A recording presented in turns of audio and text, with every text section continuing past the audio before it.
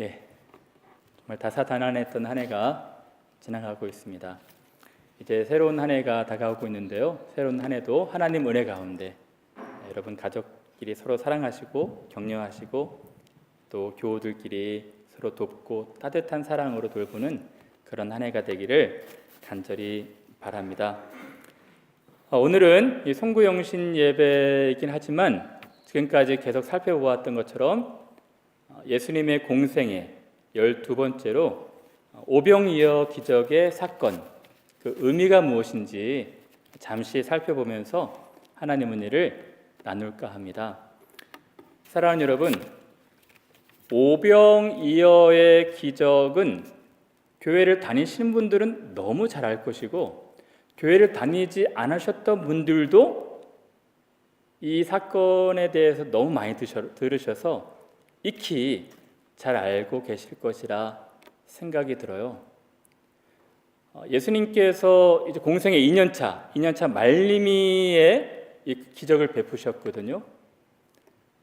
예수님께서 갈릴리 지역에 계실 때 요 보리떡 5개와 물고기 2마리로 5,000명, 정확하게는 한 2만여 명을 배부르게 먹이신 사건이었습니다. 당시 상황을 잠깐 말씀을 드리면 갈릴리에서 예수님의 인기는 굉장했거든요. 그래서 예수님께서 병 고치고 어려운 사람들 돌보시고 또 죄인들의 친구가 되어주신다는 소문이 갈릴리 전역에 바닥에 퍼져서 많은 군중들이 예수님을 쫓아다녔어요. 심지어는 적어도 식사 시간만큼은 쉴 수 있는 시간이었거든요. 근데 마가복음 말씀 보면은 음식 먹을 겨를도 없을 정도로 예수님 바빴습니다. 제자들도 바빴고 예수님도 음식 먹을 시간조차 없을 정도로 많은 사람들이 찾아왔어요. 예수님께서 제자들한테 말씀하십니다. 얘들아, 너무 힘들지? 우리 조금만 쉬자. 너희들은 따로 한적한 곳에 가서 잠깐 쉬어라 하고 예수님께서 배를 타고 이 디베랴 바다 건너편으로 가십니다. 쉬러 가시는 거거든요. 너무 바빠서 사람들이 너무너무 많이 쫓아와가지고 쉬러 가시는 거였어요. 배를 타고. 근데 예수님 일행이 배를 타고 가는 모습을 군중들이 본 거예요. 그래서 군중들이 예수님 일행을 쫓아가지고 디베랴 바다 건너편에 먼저 와서 다 기다리고 있었어요. 오늘 본문에 보면 2만 명 정도가 예수님 쉬지도 못하게 먼저 와서 기다리고 있었던 것입니다.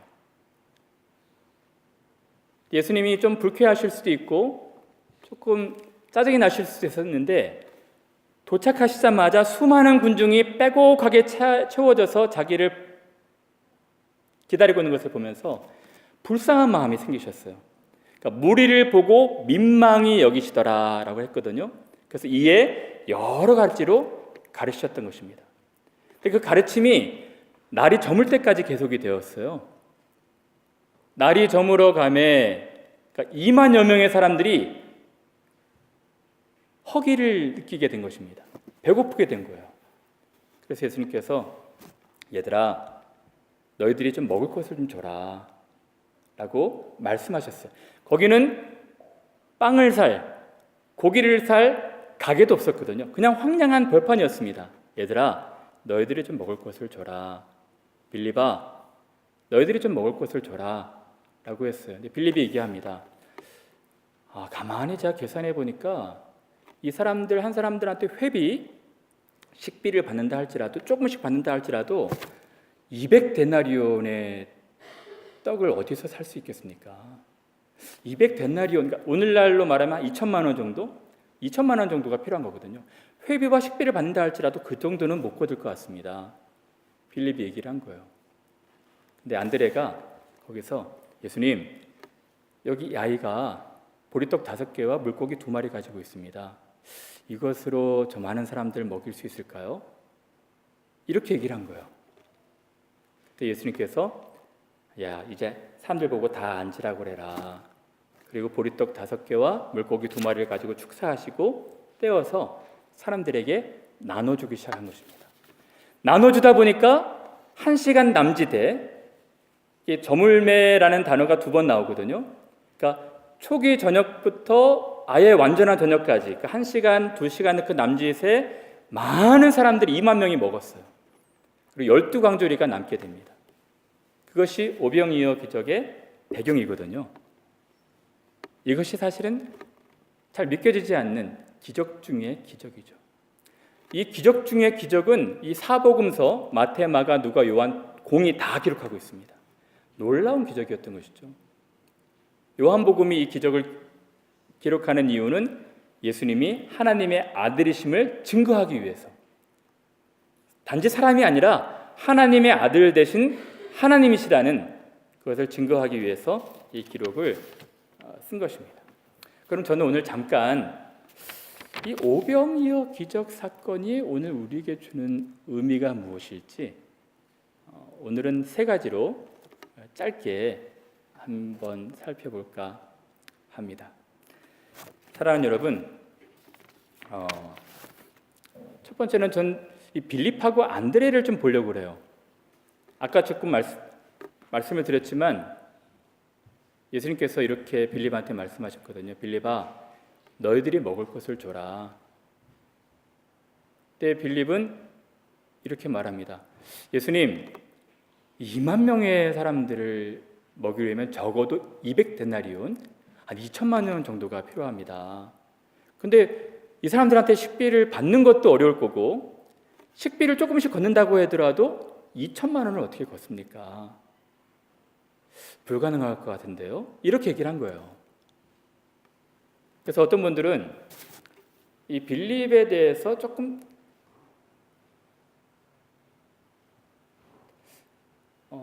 나쁘게 얘기하는 분들이 있더라고요. 어떻게 이해하시냐면 빌립은 너무 계산적인 사람이었다. 너무 이성적인 사람이었다. 너무 계산에 밝고 판단하고 너무 셈법에 신경을 써서 예수님을 무모하게 믿어야 되는데 너무 이 부분에 대해서 이성적으로 추측하고 판단하고 하는 신앙이었다. 그런 신앙 가지면 안 된다라고 하시는 분들이 더러 있더라고요. 근데 저는 그렇게 생각하지 않습니다. 너무나도 자연스러운 행동이거든요.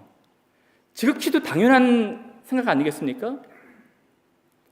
아니, 너희들이 좀 먹을 것을 줘라 하면 적어도 책임 있는 제자라면 이 많은 사람들을 먹이려면 2천만 원 정도가 필요할 텐데 그 돈을 우리가 어떻게 거둘 수 있을까?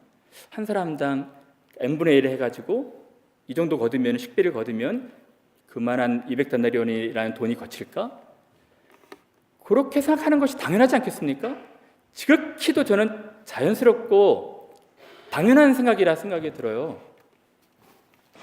오히려 저는 안드레가 좀 이상해요. 안드레가 믿음이 없어 보입니다. 예수님, 여기 아이가 보리떡 5개와 물고기 2마리를 가지고 왔는데 이것으로 저 많은 사람 먹일 수 있을까요? 안드레가 똑똑하지 않은 것 같아요. 오히려 빌립이 더 똑똑한 계산을 했다 생각이 들거든요. 사랑하는 여러분, 저희 교회도 이제 한 해를 보내고 내년 2019년도 한 해를 맞아요. 근데 재직들이 지금부터 예산 준비를 하거든요. 어떤 교회 1년 살림살이를 하려면은 이성을 발휘해서 우리가 들어오는 수입을 어떻게 쪼개가지고 예산을 잘 책정해서 한 해 살림을 할까? 그렇게 계산하는 것은 너무 당연한 일 아니겠습니까? 내년도 2월에 한국전 참전 용사분들, 베테랑 분들을 우리 교회에 초청하려고 그래요. 이분들을 초청하려면 이분들에게 선물 좀 드려야 되고 이분들한테 좀 어떤 대접도 해야 되고 친절하게 맞으려면 이만한 예산이 필요하겠다. 그렇게 예산을 짜는 것은 너무 당연한 일 아닐까요? 그리고 이제 수련회 가는데 수련회 비용이 이 정도 필요한데 이 정도 필요하면 식비나 숙비를 다 고려해서 또 교통비도 고려해서 회비는 요 정도 받아야겠다. 그래서 회비를 받아서 이렇게 예산 운영을 해야겠다. 그렇게 계산하는 것은 지극히 당연한 것입니다. 그렇죠? 아주 작게 여성교회, 남성교회도 한 해 살림을 하거나 어떤 얼마 전에 송년회를 했잖아요. 송년회를 하면 어느 식당에 가고 어떻게 예산을 좀 모아서 어떻게 이 식비를 낼지도 계산하는 것은 너무나 당연한 거예요.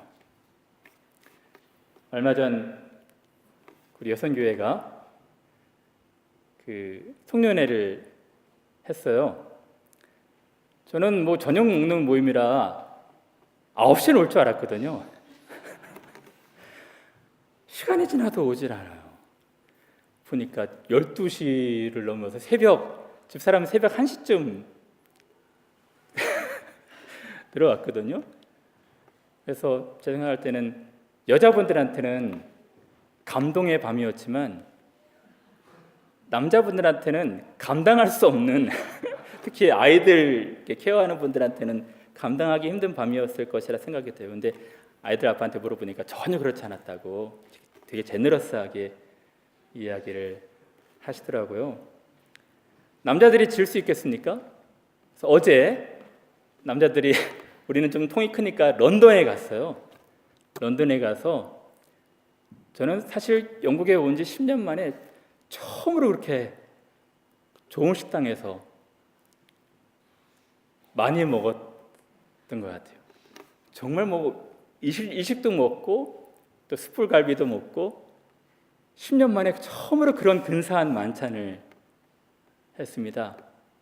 그리고 두 끼 식사를 2시간 차이로 이렇게 식사해 본 것도 전 난생 처음이었던 것 같아요. 근데 굉장히 좋은 시간을 가졌습니다. 근데 여러분, 그런 모임도 회계 총무가 잘 예산을 짜가지고 책정해서 살림살이를 잘 해야 돼요. 그렇죠? 그래서 남성교회 총무도 살림살이를 잘 해가지고 나중에 참전용사 할 그런 비용까지 잘 이렇게 세이브를 했더라고요. 사랑하는 여러분, 저는 빌립이 너무나도 자연스럽고 당연한 책임 있는 행동을 했다 생각이 들어요. 그런데 여러분, 제가 드리고 싶은 말씀은 그겁니다. 이 빌립과 안드레의 차이가 무엇이었을까? 빌립은 예수님 가만히 있어 보세요. 이 2만 명의 사람들을 다 먹이려면 2천만 원 정도가 200데나리온이 필요할 것 같습니다. 안드레는 예수님, 이 아이가 보리떡 5개, 물고기 2마리 가지고 왔는데 이것으로 이 많은 사람들을 먹일 수 있을까요? 이렇게 얘기했거든요. 무슨 차이가 있을까요? 아주 중요한 차이가 있습니다. 이 차이는 바로 이것입니다. 곁에 계신 예수님을 누구로 생각했느냐 이것입니다. 여러분, 빌립은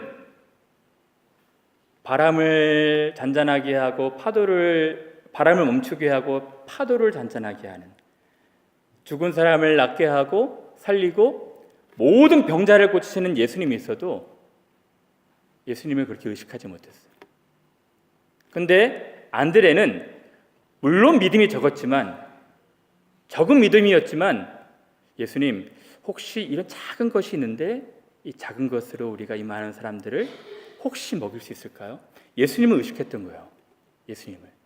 예수님은 우리와 다른 전능하신 하나님이다. 그는 모든 것을, 불가능해서 가능한 것을 만드시는, 무에서 유를 창조하시는 하나님이시라는 것을 믿었던 것입니다. 예수께서 그걸 기뻐하셨던 거예요. 그래서 앉으라 해라. 그래서 축사하시고 떼어서 그 많은 사람들에게 나눠 주셨던 것입니다. 사랑하는 여러분, 제가 어떻게 이 본문을 적용하면 좋을까요? 이렇게 생각해 봤어요.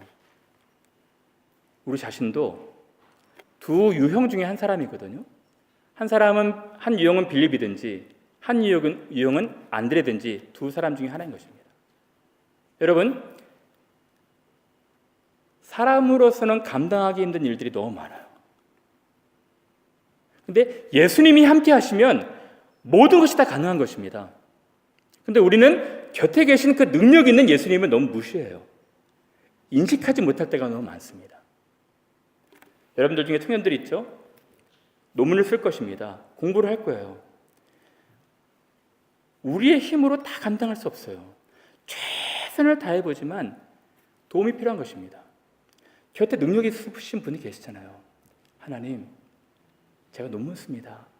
주님께서 제게 지혜와 총명을 주셔서 논문의 길들을 보여주시고 이 논문이 잘 쓰여질 수 있도록 하나님 은혜를 좀 베풀어 주세요. 저는 아주 작은 분량의 지식을 갖고 있습니다. 하나님, 이것을 주님께 드릴 테니까 하나님 좀 도와주세요. 또 여러분들 중에 생활하셔야 되는 분들 있죠? 넉넉하지 않은 삶들일 것입니다. 하나님, 이런 예산으로 버짓으로 또 다른 새해를 살아가야 됩니다. 하나님, 가만히 보면 너무 부족합니다. 하나님이 함께 해주셔야 됩니다. 이 작은 것으로 잘 운영할 수 있도록 하나님께서 좀 은혜를 좀 베풀어 주세요. 기도할 수 있는 것입니다. 우리는 정말 실제로 예수님과 함께 가까이서 동행하고 있는 것을 너무 잊고 살아요. 저는 영국에 온 지 한 13년 됐거든요. 돌이켜보면 기적 같은 삶을 살았어요. 정말 하나님의 은혜가 아니면 도무지 불가능한 삶을 살았던 것 같아요. 근데 모자람도 없었고 부족함도 없었고 늘 체험의 역사들이 있었거든요. 어떻게 해요? 예수께서 함께 하셨기 때문에 가능한 거예요. 우리가 조금 더 의지를 해야 됩니다. 빌립처럼 내년도 예수님 없이 계산만 해서는 안 돼요. 학업, 논문, 삶, 어떤 미래에 대한 계획, 자녀 하나님께 맡겨야 되는 것입니다. 하나님, 제가 갖고 있는 것은 아주 적습니다. 그러나 하나님, 이것을 주님께 드릴 테니 하나님 좀 도와주십시오. 충분히 가능한 것입니다. 하나님께서 도와주실 수 있는 것이죠. 사랑하는 여러분, 내년도도 오늘 한 해처럼 고민이 많을 거예요. 곤란한 상황도 있을 것이고 곤혹스러운 상황도 있을 것입니다. 어려운 상황도 있을 거예요. 근데 여러분, 절대로 잊지 말아야 될 것이 우리 곁에 바람을 멈추고 파도를 잔잔케 하는, 무에서 유를 만드시는, 불가능해서 가능을 한 것으로 만드시는, 얼마 안 되는 것으로 2만 명을 먹이시는 주님 능력이 함께 하시는 것입니다. 저는 여러분들 그거 잊지 않으셨으면 좋겠어요. 예수께서는 너무 가까이 하고 싶어 하시고 우리 곁에서 함께 동역하고 싶어 하시는 것입니다. 여러분들 중에 청년들 기도하세요. 여러분들이 지식이 없어서 괴로울 때 기도하시길 바랍니다. 대학 준비하시는 분들도 마찬가지고 우리 중고등부 학생들도 마찬가지고 또 우리 어학 공부하시는 분들, 또 이곳에 생활하시는 분들, 연구하시는 분들도 다 마찬가지입니다. 내년에는 주님과 조금 더 가까이서 동행하고 여러분들 것을 주님께 의탁하는, 주님께 좀 묻는 그런 분들이 되셨으면 좋겠어요. 혹시 여러분들 중에 비자로 고민하시는 분들 있습니까? 사람으로서는 안 돼요. 하나님께서 일하시면, 하나님께서 은혜 주시면 하나님의 뜻과 방향으로 인도하시는 거거든요. 기적을 또 일으키신 것입니다. 저는 그것을 믿는 여러분들 되셨으면 하는 바람이 있습니다. 두 번째는 아까 잠깐 언급했던 것인데요. 제가 어느 날 우연히 어떤 설교를 들었는데 이렇게 말씀하시는 분이 계시더라고요.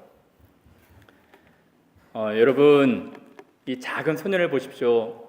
이 작은 소년은 아주 작은 것을 주님께 드려서 이것이 100배, 1000배, 10,000배, 20,000배로 부풀려지는 큰 은혜를 받았습니다.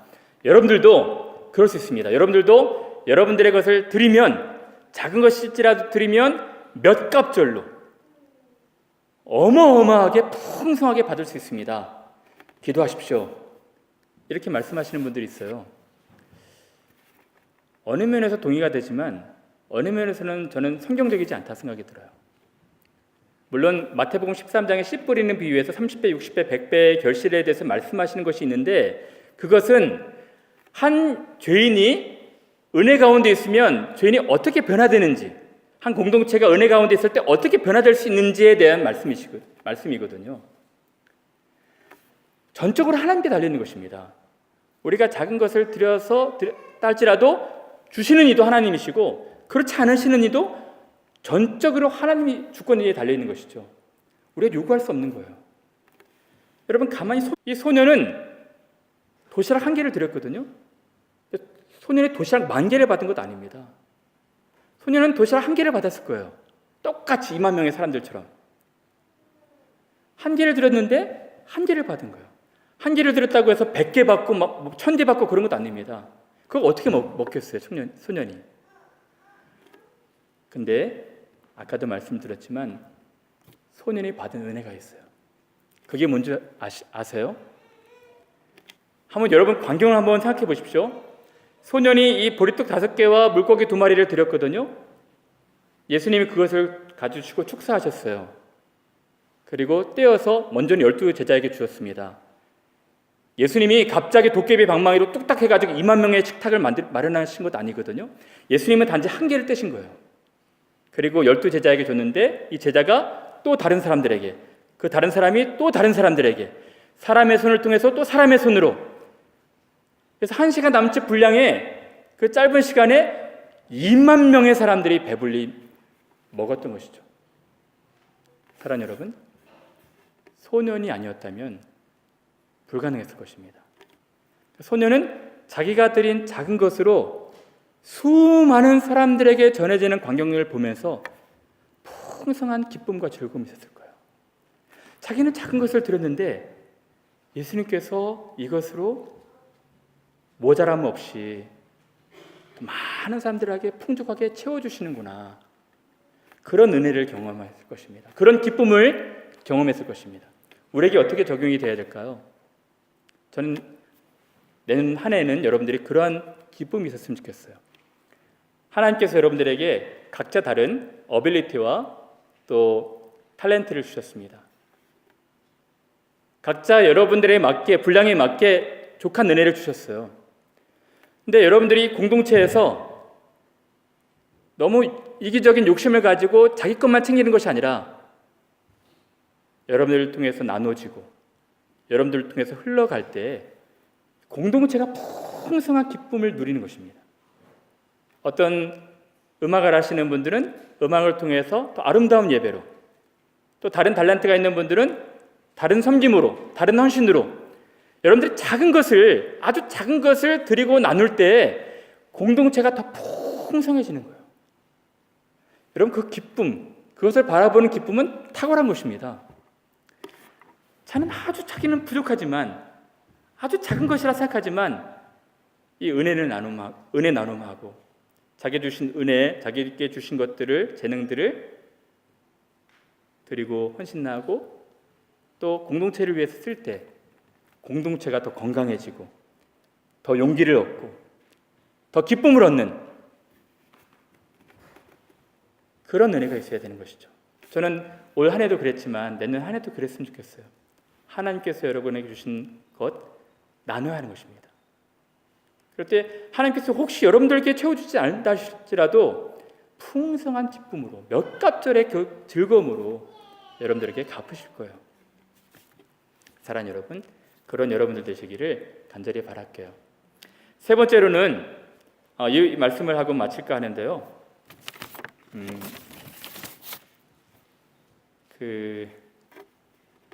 이 없어질 양식에 우리가 너무 마음을 두지 말고 하늘로부터 오는 양식에 마음을 두라는 것입니다. 무슨 말이냐면, 사랑하는 여러분, 이 예수님께서 음식 먹을 겨를도 없으셔서 잠시 쉬러 따로 한적한 곳에 제자들과 함께 디베라 바다 건너편으로 배를 타고 가셨거든요. 근데 어느 날 한 번 제가 묵상을 하면서 깜짝 놀란 게 있어요. 아니 예수님 일행은 한 12명, 13명밖에 되지 않았는데 작은 배를 가지고 이 디베라 바다 건너편으로 배를 타고 가셨을 텐데 어떻게 2만 명의 사람들이, 그것도 예수님보다도 더 먼저 그 장소에 도착할 수 있을까? 2만 명의 사람들이 디베라 바다 건너편을 건너가려면 적어도 1000여 척은 있어야 될 텐데 이 1000여 척의 배가 어떻게 마련되었을까? 도무지 이해가 안 됐어요. 그렇지 않습니까, 여러분? 예수님 일행은 배를 타고 하신 거거든요. 다른 일행은 어떻게 건너간 것일까요? 다른 성경에 보면, 특히 마가복음 오늘 본문에 보면 이렇게 기록되어 있습니다. 많은 사람들이 예수님의 일행을 보고 앉으라. 그래서 그들이 예수님의 일행을 쫓아서 고을과 고을을 도보로 달려가면서 예수님 일행보다 먼저 도착을 한 거예요. 근데 이 디베라 바다가 굉장히 큰 호수거든요. 바다와 같은 호수입니다.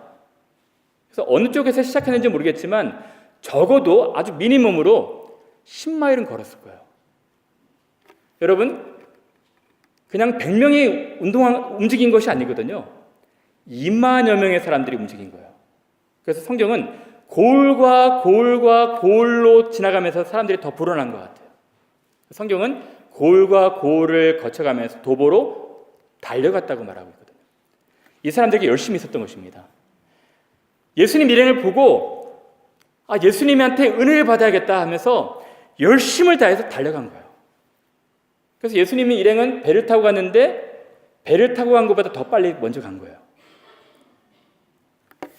그래서 저는 이렇게 잠깐 적용할 수 있을 것 같아요.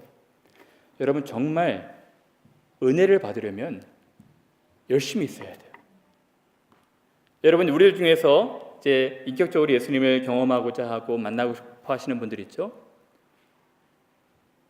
열심을 내셔야 합니다. 열심을 내셔야 돼요.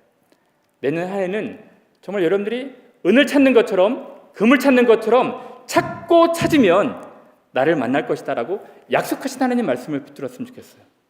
열심을 내셔야 됩니다. 가만히 있으면 예수님이 이제 지나가실 수도 있는 것입니다. 열심을 내시길 바랍니다. 은을 찾는 것처럼, 금을 찾는 것처럼 나를 찾고 찾으면 만나리라. 우리는 열심을 다해서 예수님 은혜를 사모하는 마음이 있었어요. 그래서 한편으로는 열심을 내는 자에게 하나님께서 은혜를 베푸실 것이다 라는 본문이 해석이 될 것 같아요. 그런데 여러분, 제가 하나만 더 얘기하고 마칠게요. 이분들의 열심으로 결과적으로는 예수님을 만나지 못했어요. 무슨 말입니까? 다른 마태, 마가, 누가복음에서는 그 결과에 대해서 잘 말씀하고 있었지만 요한복음은 71절까지, 6장 1절부터 71절까지 요 광경에 대해서 기술하고 있거든요. 근데 뭐라고 말하냐면 이 사람들이 나중에 다 도망가고 떠나갔다고 그래요.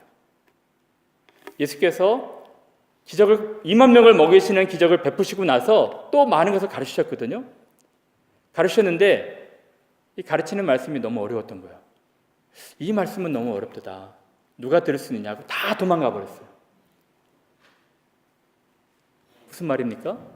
제가 드리고 싶은 말씀은 열심히 있는 사람이 주님을 만나지만 잘못된 열심을 가지고 있어서는 예수님을 못 만난다는 것입니다. 이 사람들은 잘못된 열심을 갖고 있었어요. 무슨 잘못된 열심입니까?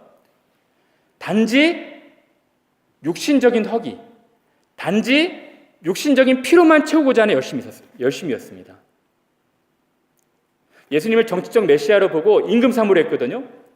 근데 예수님이 나의 필요를 채워주시는 분이다. 내가 지금 아프고 내 문제가 있고 내 문제를 해결해 주시는 분이다. 그런 잘못된 동기를 가지고 예수님 앞에 나왔기 때문에 결과적으로 예수님을 만나지 못했던 것입니다. 그러므로 우리에게 적용하자면 여러분, 이런 동기를 갖고 있으면 인격적으로 예수님을 경험하지 못할 수 있어요. 나의 현실적인 필요, 당면한 문제,